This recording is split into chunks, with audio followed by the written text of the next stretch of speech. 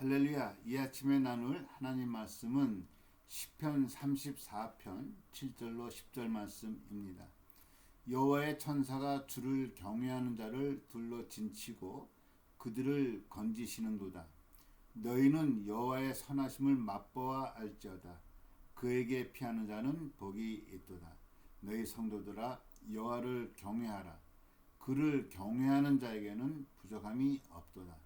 젊은 사자는 궁핍하여 줄일지라도 여호와를 찾는 자는 모든 좋은 것에 부족함이 없으리로다. 아멘. 신앙은요, 머리로만 해서 안 되고 가슴으로도 해서, 가슴만 갖고도 안 되고 손만 갖고도 안 됩니다.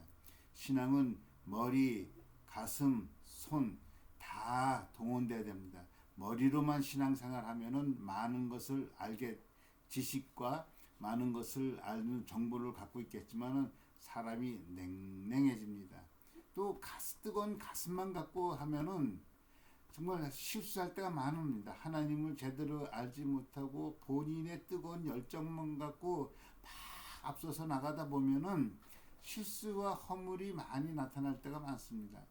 또한 손만 갖고 열심히 뭐 한다고 나서서 하지만은 정말 손만 갖고 움직이다 보면은 신앙은 번아웃 될 때가 많습니다. 그래서 우리는 머리로 하나님을 바로 알고 정말 가슴으로 깊은 뜨거운 마음으로 하나님을 사랑하고 뜨거운 마음 갖고 정말로 손발을 움직여서 하나님을 섬기고 나갈 때 온전한 신앙의 삶을 살게 될 줄로 믿습니다.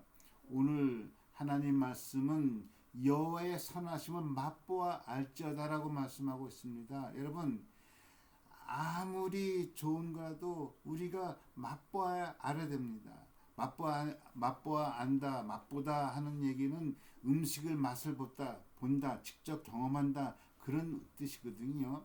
여러분, 그림의 떡이라는 게 있습니다. 아무리 예쁜 떡이라고 해도 정말 그림의 이 떡이는 나에게 아무런 유익을 못 줘요.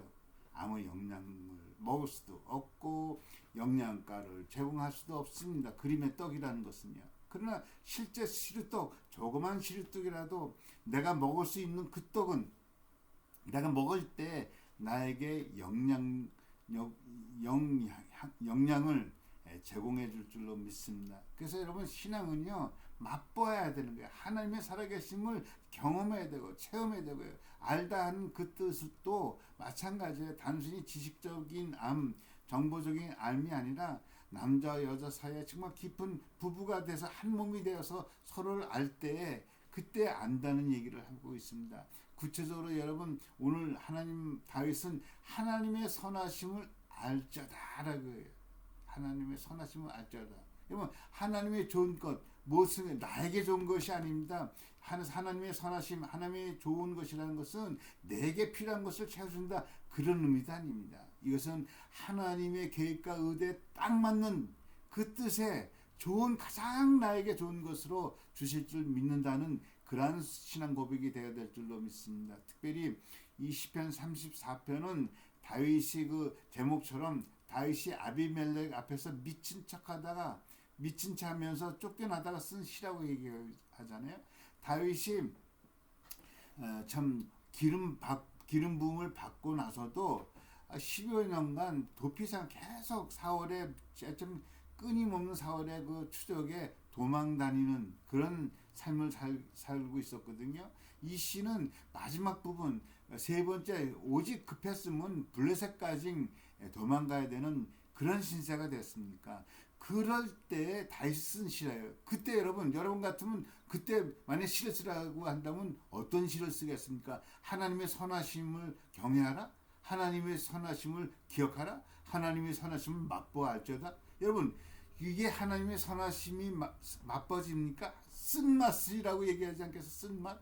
근데 다윗은 이때 하나님의 선하심을 맛보아 알지어다라고 이렇게 시편을 기록하고 있는 것입니다. 그렇다고 한다면은 다윗이 선하심을 맛보아 알지어다 하는 그 하나님의 선하심의 구체적인 의미가 무엇일까? 정말 그런 피난처 속에서도 다윗은 하나님의 선하심을 맛보았죠다라고 했는데, 그 하나님의 정말 우리에게 선하신 하나님이 그 뜻 의미가 뭐냐는 거냐. 여러분, 가장 기본적인 하나님의 선하심은요, 우리를 하나님 자녀 삼아 주셨다는 거예요. 여러분, 다시 그런 피난처 속에서도 항상 느꼈던 것은 하나님이 자기와 함께한다는 사실을 늘 기억하고 있었거든요. 그게 선하심이에요. 우리 하나님이 우리 선하심은 우리와 늘 함께 하신다는 거예요. 하나님 자녀로 삼아 주셨다는 거예요. 나 같은 죄인을 하나님 자녀 삼아 주셨다는 거예요. 두 번째 하나님의 선하심은요, 하나님의 택함을 받고 자녀 삼아 주신 우리들에게 항상 하나님은 신실하다는 거예요. 그것이 정말 하나님의 goodness, 하나님의 선하심은 우리를 향한 하나님의 신실하심이에요. 우리를 지켜주시고 우리와 함께 하시고 우리를 보호하시고, 그 하나님이 신실하신 하나님이시고, 그 하나님이 다윗이 볼 때는 가장 선하신 하나님이 그 맛을 보는. 왜? 다윗은요, 아까도 말씀드린 것처럼 10년 동안 도망자 신세 여기저기 다니면서 정말 죽을 고비를 몇 번 넘겼지만은 항상 어떤 상황 속에서도 하나님이 자기를 지켰다는 것을 인식한 거예요. 여러분, 인식이라는 단어가 중요해요. 인식해야 돼요. 오늘도 여러분, 하나님이 여러분과 함께 한다는 것을 인식하셔야 돼요. 하나님이 여러분을 지켜주신다는 것을 인식하셔야 돼. 하나님께서 여러분에게 은혜를 베푸신다는 것을 인식하셔야 돼. 그 인식될 때 비로소 우리는 하나님의 선하심을 맛보아 알지어다 하고 고백하면서 여호와께 피하는 자는 복이 있도다 라고 말씀하고 있는 것입니다. 여러분, 우린 오늘도 하나님의 자녀로서 우리에게 신실하신 그 하나님의 은혜 속에서 이 하루를 승리하시기를 예수 이름으로 축원합니다. 기도하겠습니다. 하나님 아버지, 감사합니다.